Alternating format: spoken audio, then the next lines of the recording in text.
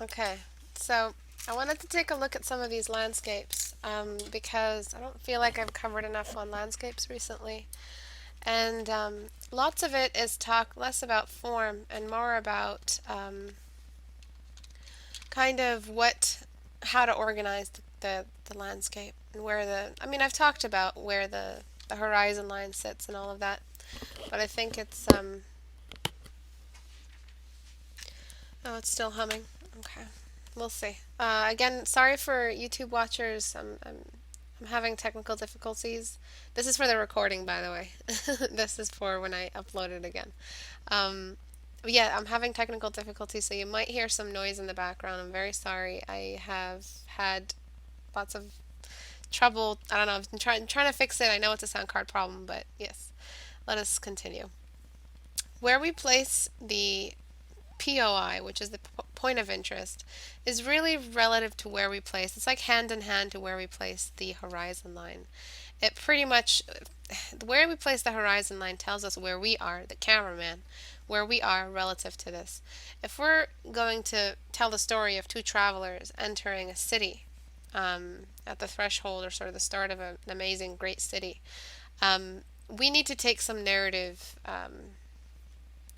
liberties and understand how these rules between the point of interest and the landscape and the horizon line work together to tell the story where we are as the cameraman. So, in your choice, do you want to be in the perspective of the character looking up at the city, meaning that we would have to do a worm's eye view, with the city being very, very big, which is mostly what we see with lots of cityscapes.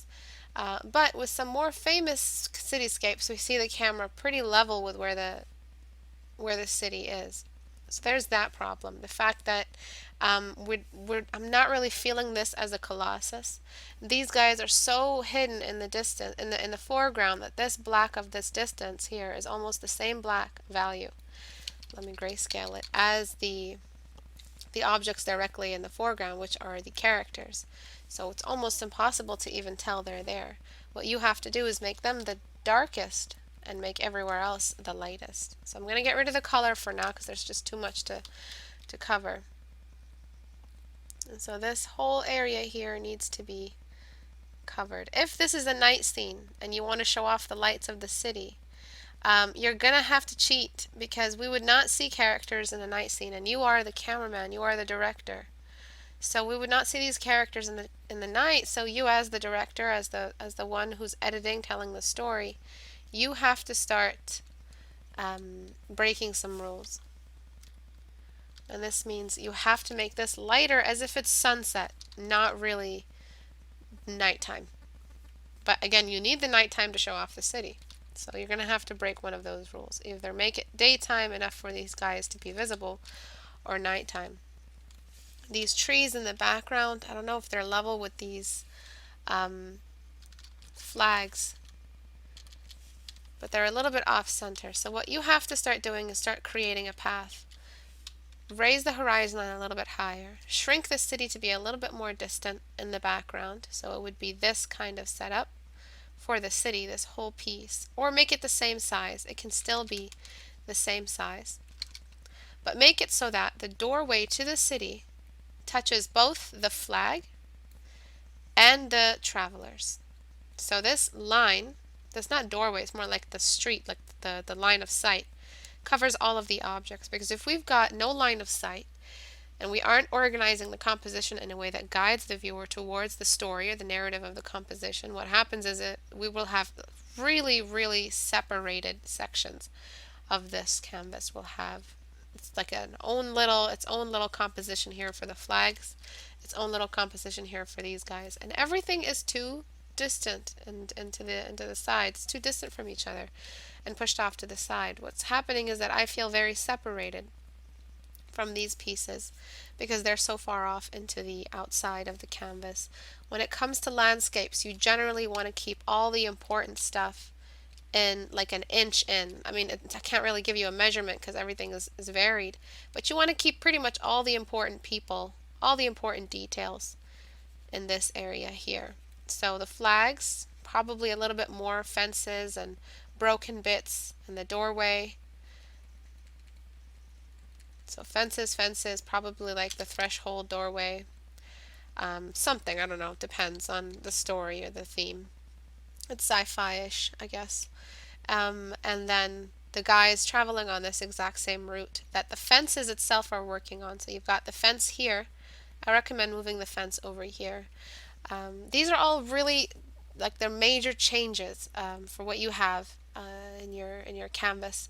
So in order to make these changes happen, but still keep what you've done, try to include somehow without having to change everything like I've just recommended.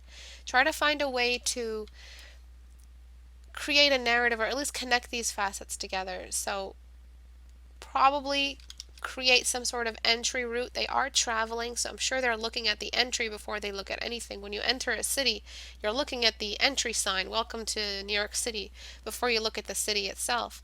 So if it still feels a little bit distant, and again, that's okay, but we still have to connect this somehow.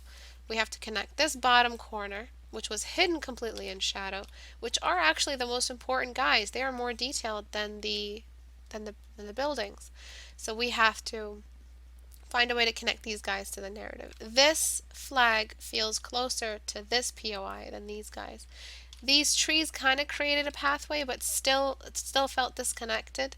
So maybe enlarge these guys, make them probably this large, walking towards the city. Cut off the canvas a little bit. Create a bit more of a scaling change. So these guys are in the foreground. They're very, very large. The bottom of their feet isn't visible. That's fine. The bottom of their legs isn't visible. But these, try to create it as this is the foreground, this is the largest object. Maybe shrink the flags and have them point to the city. Yes, they're traveling towards the city. These guys' gaze is moving towards this sign telling them the city is here, or looking at the city directly. And the flag is taking that gaze and throwing it over into the city, pointing towards the city. The fences, maybe you add another set of fences over here, or make these fences kind of just all lean towards where the city is. They seem like broken fences, so that the composition stays as a bit like pointing towards the same narrative. They're traveling towards a point of interest in the distance. As for the city itself and the way you've rendered it, it feels like it's more of a couple of it's more like a radio tower than a city. Do you know what I mean? So when something feels less populated, it's because you've not introduced enough detail. If it's in the distance, it could be mostly because it's not enough detail or too much detail. When something is in the distance, detail becomes very clustered. So it turns into sort of like a pattern instead, or a texture. So you don't have to actually draw in every single one of these windows. What you can create is a pattern, especially when you shrink the city into the distance. This feels really set. There's too much space in between these guys. That the city does, it feels like it's a very local distance, which means it feels like a radio tower. So in order to fix this, fix all these changes that I've just sort of referred to. Let me go all the way back to get rid of that mark. And grayscale again. I'm not going to have enough time to cover grayscale, but let's sort of see how dark it was. Let's sort of make this happen. How am I going to make this happen? Okay, so I'm going to shrink this city, tuck it into the distance. Soft brush. If you want to make the city feel a little bit more populated, I'm just going to add a little bit more of this pattern here. So it'll actually feel like a city, because the more distant it is, it doesn't even have to be distant, it's just such a big city, everything seems kind of like a big net or a big ant farm or an ant colony. You know, it's got different distances and it's not all the same distance. Before, all of these towers felt like they were all a kilometer away. When the city is big enough, not everything is the same distance away from each other. Some things are more distant, some things are closer, and that's what you want to create the feeling of if you want it to feel populated. And that's what I mean by the detail scope. because objects in the distance shouldn't have the same level of detail as objects in the foreground. That's just the rule. If they do, it'll look very, very messy. So what you want to do is keep adding to this pattern, and that's really where you can start. Let me see if I have a couple of these window brushes. That's when you can start creating like a sort of different patterns and textures, and you don't have to have it doesn't have to be perfect, it'll still read.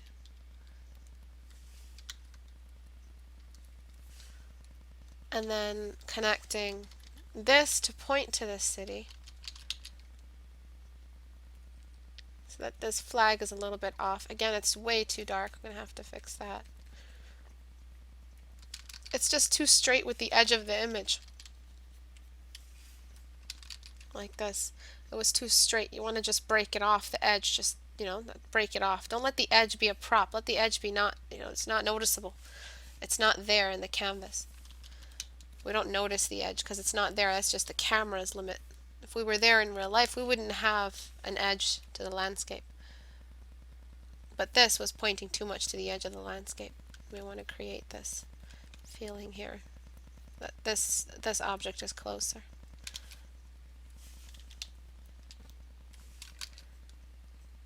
Okay. So these little things here have escaped sort of the side. I'm still trying to disconnect this. And if this is a nighttime scene with nighttime illumination, you're going to have some serious rim lights to consider. And these all look like floodlights over here.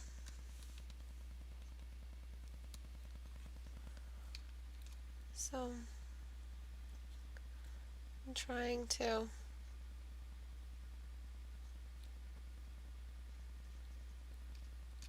just separate them and then bring them a little bit closer. This is going to be messy, but bear with me. Bring them a little bit closer over here. The canvas will feel much more complete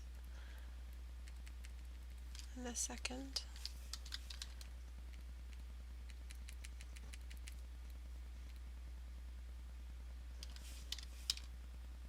This is messy.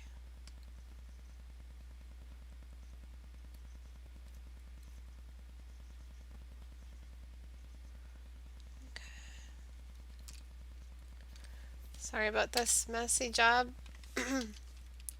But do you see sort of how much more interesting these objects are? And it's their story. They're the ones traveling to the city.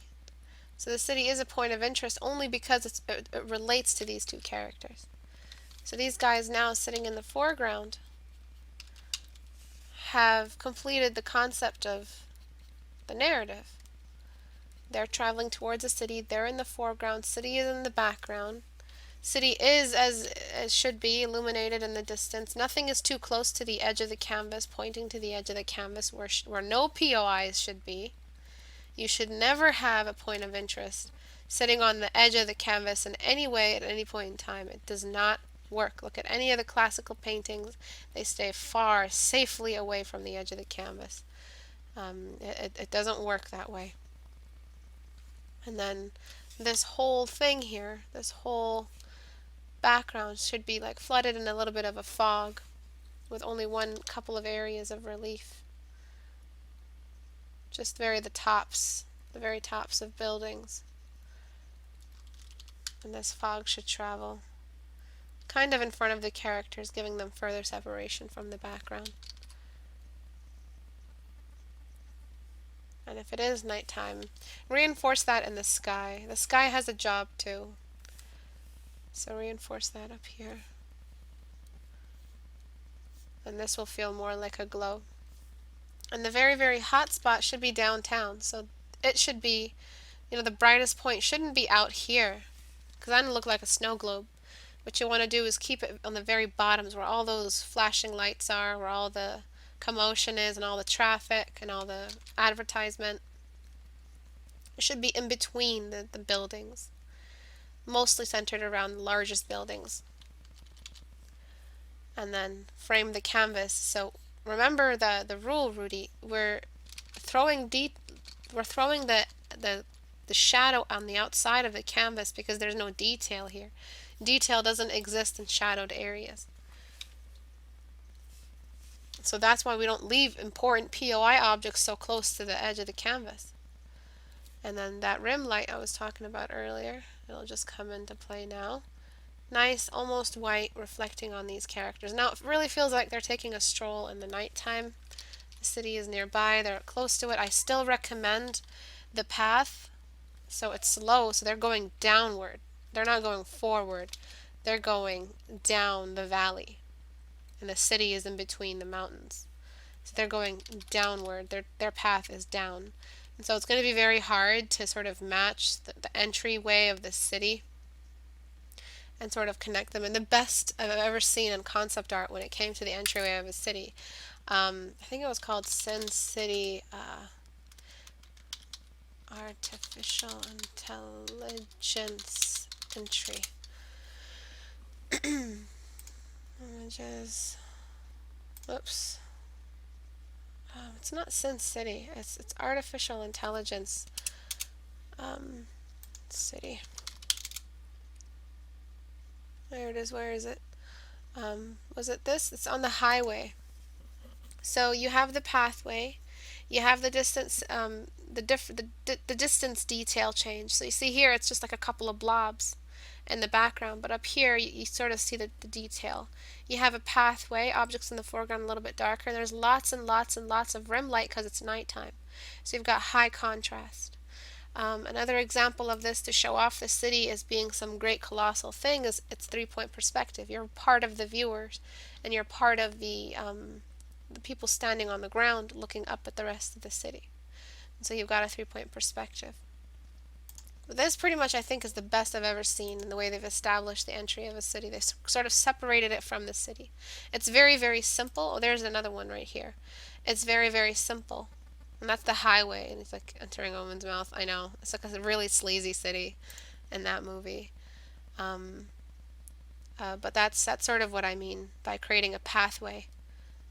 If they have an interested character up here, you would put them, they would be pretty large, and you'd have to make sure that there's enough rim light and enough light behind them to show them off. So you got to ask yourself, are you the cameraman or are you the person? And where is the line of sight? Where do I look? How are my eyes guided? And all of these, my eyes are guided. They're told what to do. I look at this and I see the city. Oh, they're entering the city. I see these lines are all entering. These are very straight lines. There are other ways to create lines of sight. I'm not sure if I can find any here. I don't know what this is. I think this is concept art for artificial intelligence. I would have to just look up a bunch. Concept art. Whoop. Cocknept art. That's awesome. This is the original sketch. Wow. I don't know what this is, but again, line of sight for any kind of landscape. That's what you always want. Something that'll help guide you. This points to this, and this line here points to that. That points to this, or this, and this points to that. This angle points to this. I know you could have just made it any other way, but it really does work. You don't notice it, but it really does work. As the viewer, you don't notice it. As the artist, you have to do it yourself. So line of sight, this guy's looking this way, these guys looking up at the POI, and then these are all pointing back down. And it's a worm's eye view. So we're looking up at the object with that colossal sort of danger, incoming danger. And that's sort of it. Hello, Hug Attack. Hello, Anime Dragon. So do you see what I'm saying? And I'm just gonna try to create some sort of guiding line. So I'm gonna throw some more fences over here. Sort of like something to help the travelers get down. And they kind of just recede.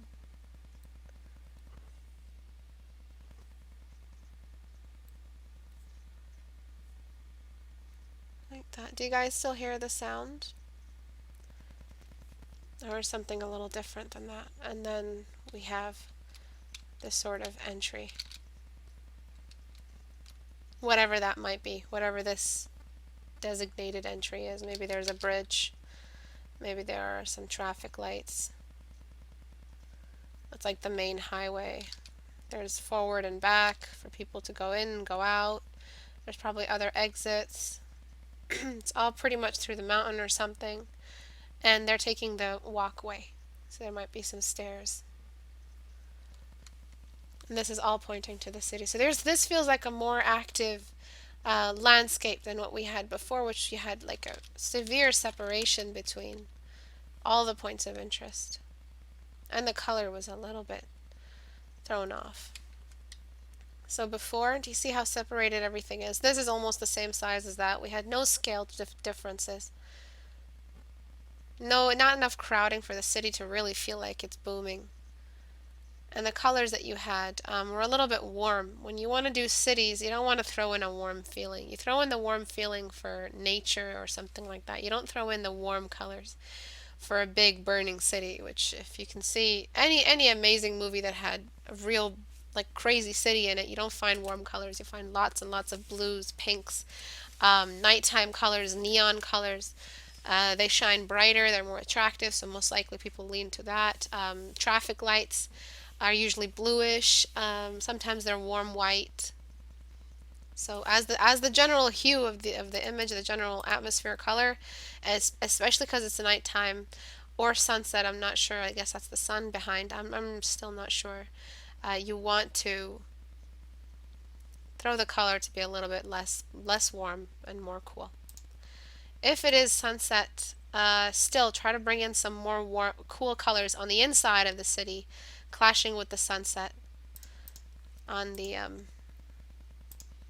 in the surrounding nature. City during sunset. So let's see where there's an example of this. I guess this is a good example. Lots of blues, lots of cool tones on the inside of the city. These yellow lights kind of complement these, which is nice. Lots of cool tones here, but lots of warms where the street lights are, so those are a little bit warm, but we've got greens, we've got lots of blues, the sunset, and then the blue of the sky. This is more of a silhouette, but lots of blues on the inside of the city, less warm stuff. And as a concept artist, you want to exaggerate everything a little bit more. So lots of cool stuff. The wash for this I can say is a blue wash. The entire city, all of these, nearly all of them had a blue wash to them. This one also very, very cold, very dim, very depressed. But for a crazy city, Tokyo sunset. Trying to find one of these. See the warm of the background, but the wash is still generally very blue, but you've still got those warms coming through. But lots and lots of cool tones, crazy lights, and the majority of the light kind of hovers around the base. Like for instance here, these are all probably like really, really crazy streets, high advertisement, casinos, all of this stuff. And you see how there's a glow from the center, not outside of the city, but inside the city. So you can pull from out of all of these different references and kind of make them, adjust them to match your image and adjust them to match your composition. Just make sure that you're thinking about the narrative of the composition and guiding the eyes around the image. Does that sound good? We call that frog view in Dutch. Yeah, we call it worm's eye view. We also call bird's eye view like bird's eye view. What do you guys call it? Plane's eye view? The separation was severe. What? You're very welcome, Biox. I'm happy that my videos have helped you. Again, guys, I'm very sorry about this, about all of these endless technical difficulties, and thank you for being so patient and following me to wherever channel I end up in. I'm going to try to split stream to Picardo as well. I'm going to contact the Picardo team and ask them if they can have a teaching or like art class or art related teaching, whatever topic, so that I could be added to that, because I don't fit in any of the topics in Picardo. Other than if there was a teaching one, I'd use that one. So I might be starting the split stream for Picardo, which might be nice. Birds fly. Yeah, that makes sense. Yeah. So, does this help you at all, Draken? This was Draken's, right? Yes. So just make a little bit of a tighter composition. It'll sort of bring everything together and make the story a little bit easier to look at. I like how they're kind of looks like they're having a conversation. I love that. I don't know what I just said. I like how it kind of looks like they're having a conversation. It looks really, really like they're friends and they're going after a long hunt or something. They're coming back to the city that they're from. It doesn't look like a city that's scary to them. It looks like a city that's familiar to them, because they're not really intimidated. They don't feel like they have intimidated poses. At least from what I added, it feels like, he's taking really confident strides forward. So they feel very happy to be back. Okay, next up is this. I'm doing this. I know I've made lots of nose videos, and it's weird, one landscape video and one nose video, but I need to remind you all of the rule against white background. Some of you are stubborn. Some of you need constant reminder. Some of you don't believe that, I have to use a gray background. Why do I have to use a gray background? Gray backgrounds help you climb in the form. Using a white background, it works for only one reason, and that is reminding everyone that you're still dependent on your lines. Uh, Gray background allows you to not only dim the screen a little bit to help out your eyes so you don't go blind by the time you're 55, but it helps you find which areas are supposed to be the darkest darks and which areas are supposed to be a little bit lighter. So that means you're thinking about the cavities in the skin of the body, or in the anatomy of the body or the face, and which areas are true darks and which areas are gentle lights, which areas look up at the light, and the fact that the gray background works as the skin tone. You will never find skin that is white. Do you want proof? I'll give you proof. White skin. All right, let's find the whitest skin that any camera has ever taken without too much exposure. So this fella right here. All right, they've got white paint and they put it on his eyes. On his face. But look at this overexposed bit right here. I guess they overexpose it so it can show off. This is not as white as this. This is still a level of black and a level of gray in it. And even then, after bringing in white paint, it's still not white. Forget this overexposed bad camera work here, but let's just take a look at what this looks like. It's still gray. Even after the camera is overexposed, the skin is still gray. If you're doing studies on skin and you're not using a reference that's overexposed, or completely flooded or whitewashed, you will draw what am I saying? You'll draw a realistic skin grayscale climb. So if you look up any decent reference that has enough exposure, probably two light sources, nice, like a Rembrandt kind of lighting, you'll see the beautiful grays in the skin and you'll see how they climb. So the way to fix this is to remember that the shadows of the nose follow a pattern. You got the triangle for the top part and the triangle for the bottom part. I forget which one it is, Bob or Steve. I'll work on this one, it's closer to the middle. Okay, and after getting this shadow down, I'm going to darken anywhere and lighten anywhere that's not supposed to be a shadow. The sides of the nose should never, ever, ever, ever be shadowed, because it's impossible. What you're telling me here, if I was a computer and I knew no better, what you're telling me is the shadow capacity, the shadow potential caused by the side of the nose is the same as a cavity of the nose of the shadow. This means it must be a hole.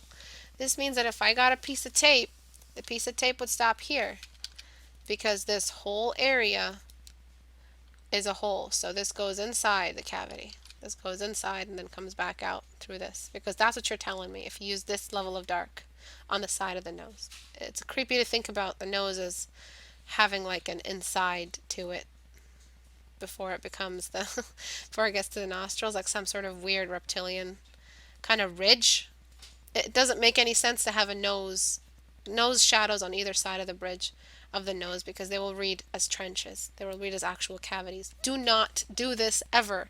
If you are currently doing that, stop doing it and look at how much your image will improve. Just give it a shot. Get rid of those shadows. You want to know why you use those shadows? Because you're dependent on lines. Because in your mind, when I say nose, you see this. Or this. Because God knows that's what I see. And I have to fight that. As the artist, I have to fight that. I have to fight the predispositions in my memory, the predispositions in my visual library. I have to fight all this. This is what makes you bring in this black line and throw it here. That's what makes you do that. This little symbol. This is both. These both are symbols of noses. You might see a different kind of nose. So don't go telling me, oh, that's not the nose I see. Like, I know that's not the nose you see. Okay, so remember not to share values between objects on the face just like that. Ask yourself, do these actually share the same kind of altitude or the same kind of depression? Right? If they don't share the same kind of depression, they will not share the same kind of value. Everyone write that back to me now. I want to know y'all are listening. So I'm going to lighten this whole thing up even more. And then bring in the shadow properly on the nose. The only place you need shadows is the dark spots. What are the 6 dark spots? Can anyone tell me what they are?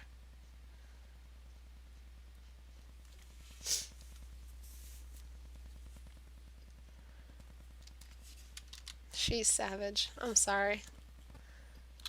Oh yeah, Bob and Steve and the promiscuous wife. Oh my god, why would I write about that stupid...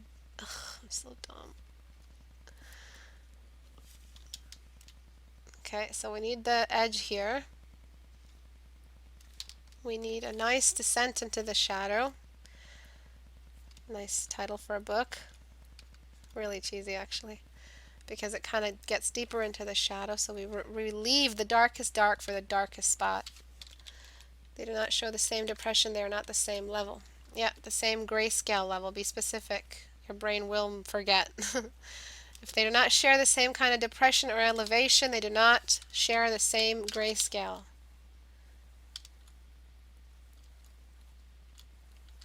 Okay, the next shadow on the nose, just working with the nose you have, it's kind of an off nose, would be the shadow of the lower levels here. The top of these nostrils do not have a shadow the same as the sides of the nostrils. Now I'm just going to zoom out and address all these issues. The tip of the nose needs to be a little bit more sculpted. These areas need to be a little bit smoother, descending into the cheek. You see the bridge of the nose is so overrated. And then we have slow climbing tip of the nose into the highlight, and then the highlight of the bridge because it's the highest altitude of the face. This connecting a little bit to that. The nostrils also have some shine to them, and this top of the lip. When you do nose studies, study the entire area around it, not the whole face. Just study sides of the cheek, study a little bit of the lip, because it is part of a bigger system. Don't just study a standalone nose all the time. You need to know how to fit it in. That's what she said. I'm sorry. I've had a shitty day. Just let me have my Michael Scott moments. Sharpening this even further, and this is where detail comes in. Detail doesn't mean we're always shrinking our brush and adding little dots and freckles. It means we're going into the edge and sharpening it. That's what's going to bring us some detail. Okay, so I know this is all repetition of what I usually talk about in my videos, and repetition is what it is. Lots of people have the same issues that will, share the same difficulties in memorizing and translating form and fighting their own visual library. We're all more similar than we'd like to admit. all very similar to each other. So repetition is bound to happen. I do apologize if it is above your level, if we're always repeating the same stuff with the critique hour. But if I know anything from these, if I learned anything from these critique hours, is that repetition made me a lot better as an artist as well. So repeating these is, you never really lose anything by remembering these rules. So you see what using a gray background allows you to do? It allows you to do all of this. I could not have done any of this on a white background. It's simple rules. If you're going to post a white background onto the community, to get to the community, just go to istebrak.com and then go to, because this is my admin link, so I can't really give you this link. You'd have to go here and click on this button. You want to get into this community. People will shred you if you use a white background. They're very, very nice. They're awesome, awesome people. I love them all. But they will shred the crap out of you. They will tell you, what the hell are you doing with that white background? No. And they'll tell you why.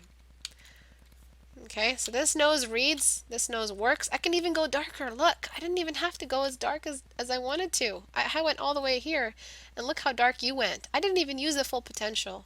Let's use as dark as you went, actually. Let's see where we can use it. The only place we're allowed to use it is in the darkest dark, the deepest depths, the unseen locations of the cavities of these nostrils.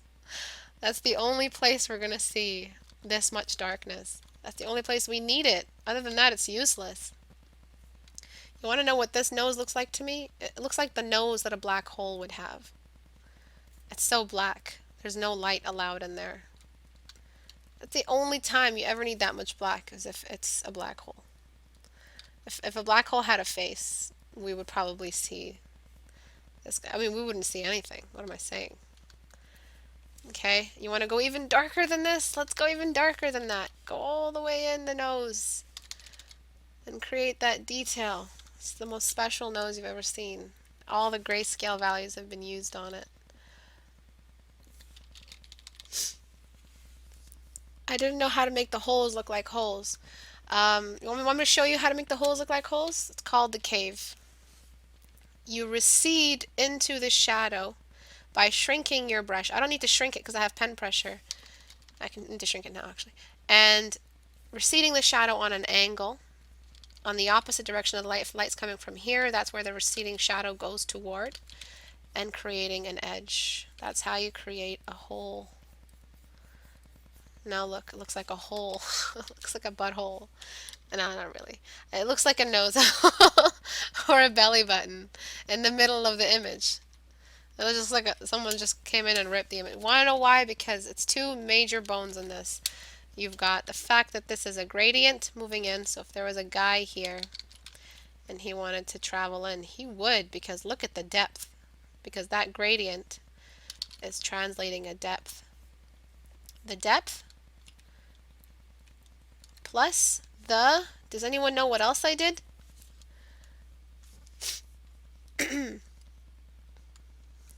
Get all up in there where the sun don't shine.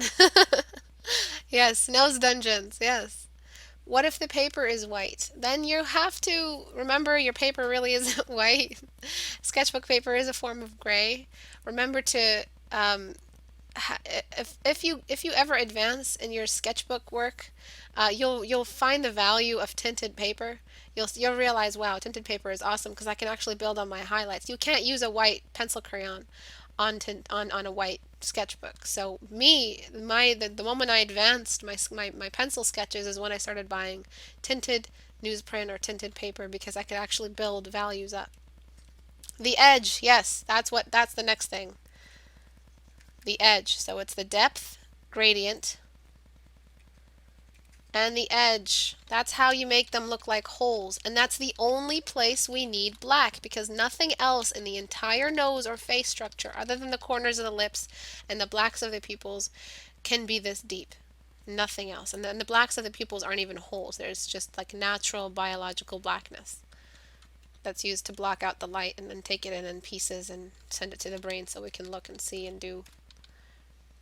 Okay, this black cannot be used anywhere other than a cavity. Okay, so bad.